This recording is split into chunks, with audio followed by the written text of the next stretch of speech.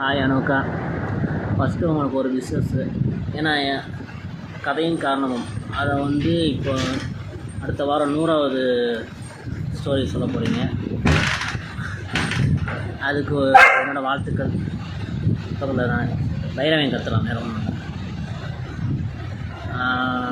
எப்படி சொல்கிறது, கதையும் காரணமும் ஒவ்வொருத்தருக்கும் ஒவ்வொரு அனுபவம் இருக்கும். எனக்கு என்னென்னா அந்த நேரம்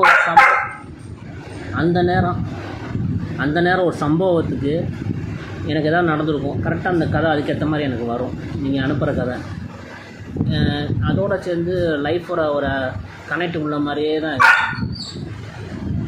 நம்ம எந்த நேரம் டவுனாக இருக்குமோ அந்த நேரம் அந்த கதையின் காரணமாக நீங்கள் எனக்கு சொல்லுவீங்க. சொல்கிறப்போ அந்த நேரத்துக்கு அப்படியே ஒரு எப்படி சொல்கிறது, அதுக்கு இதுக்கு லிங்க் இருக்கும் கண்டிப்பாக. இன்னும் சொல்ல போனோம்னா, நீங்கள் சாய் தாத்தா எனக்கு அனுப்புவீங்க.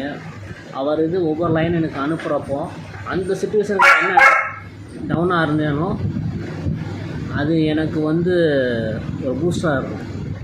இது வரைக்கும் அப்படி தான் இருக்குது. ஏன்னா நான் எதுனாலும் உங்கள்கிட்ட கேட்பேன், என்னக்கா இப்படி இருக்குது.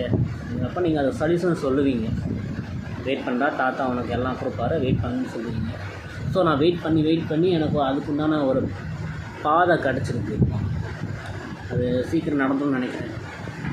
ஸோ கதை காரணமோ அது சாதாரணம் இல்லை. எல்லோரும் தொடர்ச்சியாக கேட்டால் அவங்களுக்கு லைஃப்பில் ஒரு கனெக்ட் கிடைக்கும். இந்த கதையும் காரணமும் அவங்க லைஃப்பில் கண்டிப்பாக ஒரு கனெக்ட் இருக்கும். நீங்கள் சொல்கிறப்போ அந்த ஒரே டோன், வணக்கம் கதையும் காரணம், அந்த லைன் நீங்கள் ஃபஸ்ட்டு ஸ்டார்ட் பண்ணுறது அப்படியே அந்த ஃபஸ்ட்டு ஸ்டோரியிலேருந்து இப்போ 100வது ஸ்டோரி சொல்ல போகிறீங்க.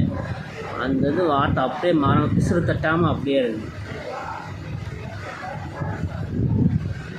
மேலும் நீங்கள் கதை அடுத்த வாரத்தை 100வது கதை சொல்கிறீங்க. அது ஆர்வத்தோடு எதிர்பார்த்துட்ருக்கோம். வாழ்த்துக்கள் தான்.